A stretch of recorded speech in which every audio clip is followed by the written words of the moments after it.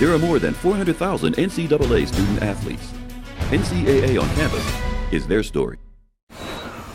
Hi everybody, I'm Kat Anderson and welcome to NCAA On Campus. We have a bit of a history lesson for you today. The question, have any NCAA men's and women's soccer teams from the same school won championships in the same year? Well, it's happened just 3 times, but it has happened at only one school. The Messiah Falcons hold that distinction as they did it in 2005, 2008, and 2009. This season, both teams have been ranked number 1. Here are Messiah soccer players Elizabeth Phillips and Josh Wood to tell us more. Thanks, Kat. Welcome to Messiah College in Grantham, Pennsylvania, just 12 miles southeast of the state capital of Harrisburg. Right now, we're standing in front of our famous covered bridge.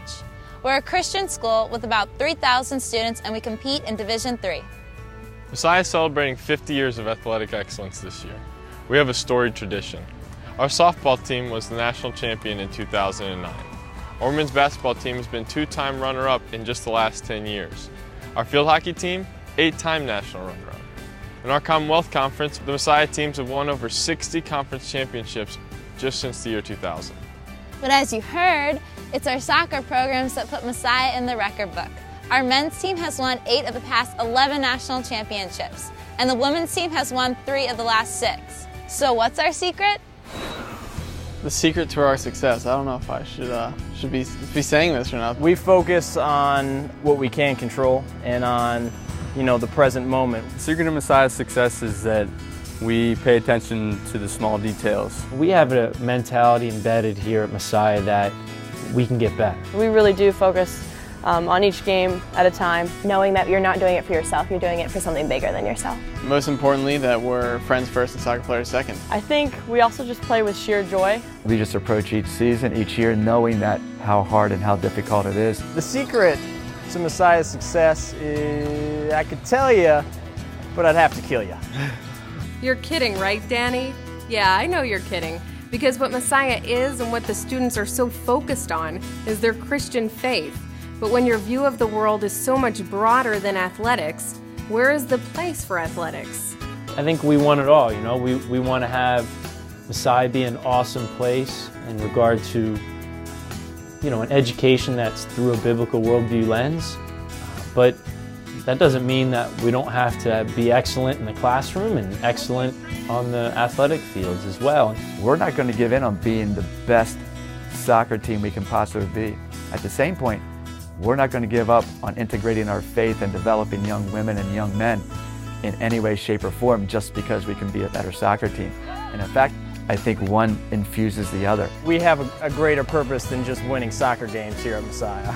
God is a part of every area of our lives, and I think that bond that we have creates that closeness and creates a drive in us to perform well, to use our gifts to the best of our abilities. Play for God's glory, and that means doing the best we can, working our hardest, and being competitive for Him.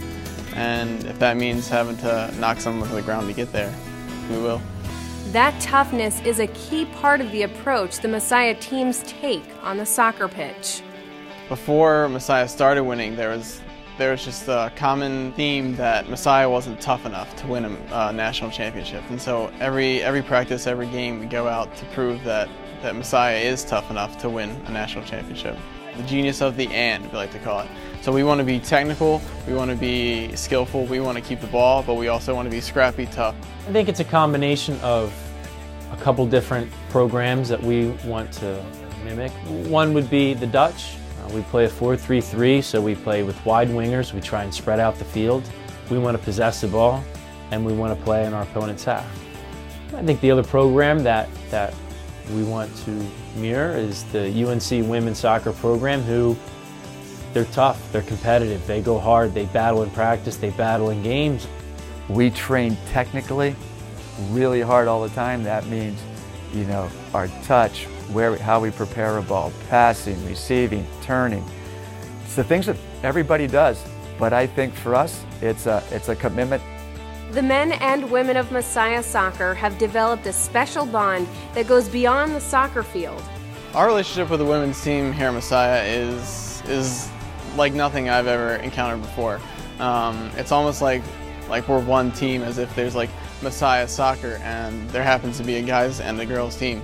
We're always around them. They're our biggest supporters. We're their biggest supporters. We look at each other as brothers and sisters in Christ.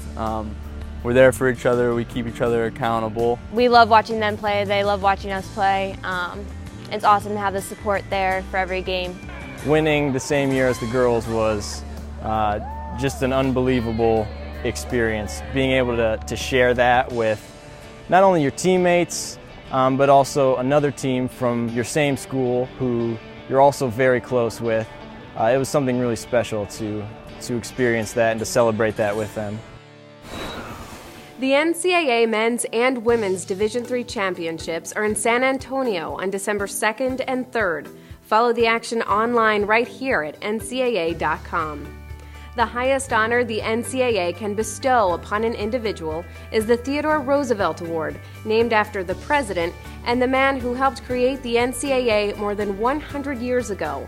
The 2011 award was given to the first woman to earn the rank of 4-star general.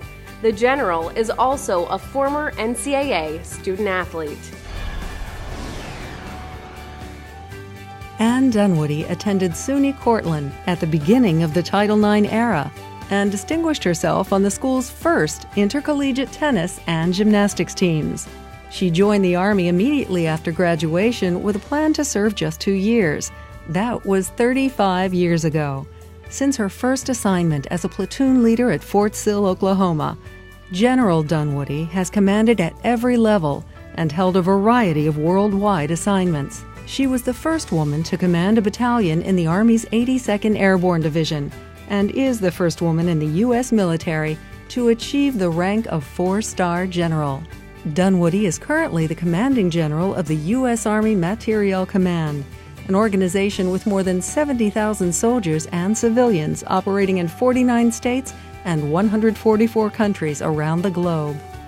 Defense Secretary Robert Gates has heralded Dunwoody's 35-year career, calling her one of her generation's foremost military logisticians and a proven, albeit humble, leader. You know, I've been very blessed, and I loved my time as an Army brat, if you will, where you're moving around from country to country, you meet new friends. I was a tomboy in a family of 5, 2 brothers, 2 sisters. We were always outdoors doing sports. We were always, I could outrun most of the boys, and that was my passion. We were a great family. My dad and my mom, if you had to characterize role models, I had the best. Most of the days were fun days at Cortland, and they were fun because of the people I met and the things I got to do.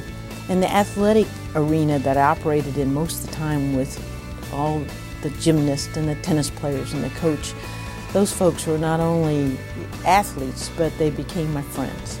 As fun as it was a very demanding time. And when you compete in sports 3 times during the academic year, that places a special demand, but it also gives you strength. Each individual has to personally figure out what that balance is. It can't be all sports, it has to be some academics, it has to be some social. And I think that's what I learned at SUNY Cortland is how do you balance those to make the best and take advantage of those opportunities that you have. My plan was to be an exercise physiology professional, a physical education teacher, and a coach of some kind. Now I had to do a 2-year stint in the military because I had joined a program which paid me $500 a month during my senior year in college, which was a lot of money back then, with a 2-year commitment.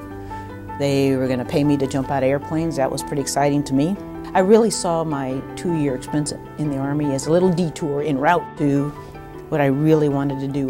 When I joined the Army, and I, as I said, came in for 2 years, what I found was I met a community of professionals, a very noble profession, that was a values-based institution that required and demanded fitness, required leadership skills, and provided me numerous opportunities to help make a difference in an institution that was very important to this country.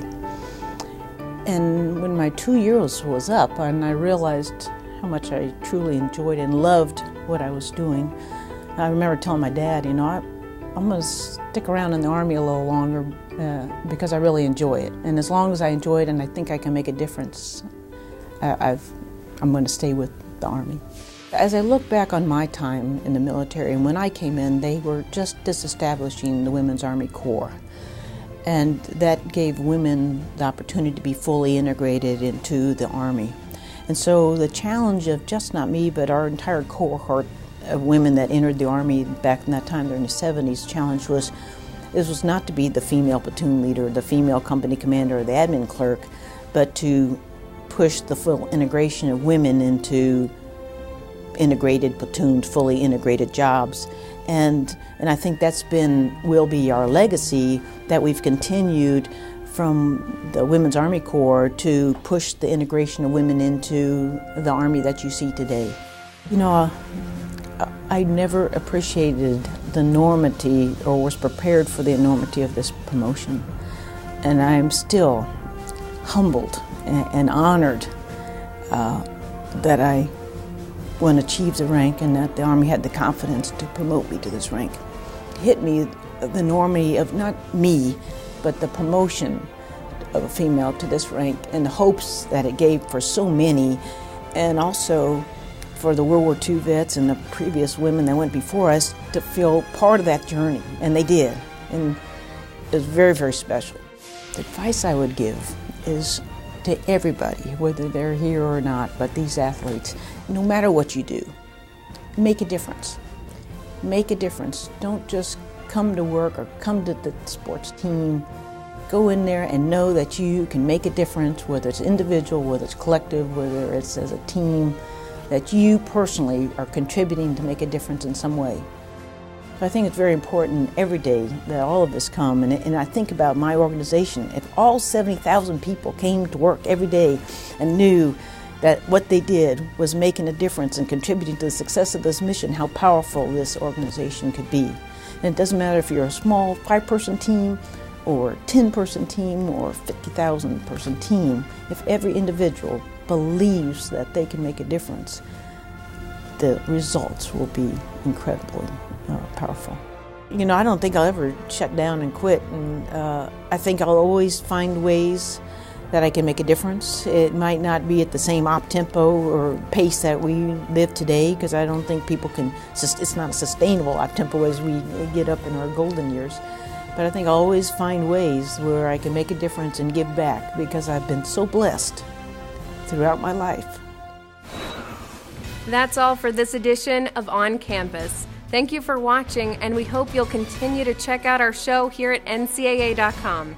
Until next time, remember to make the most of your time on campus.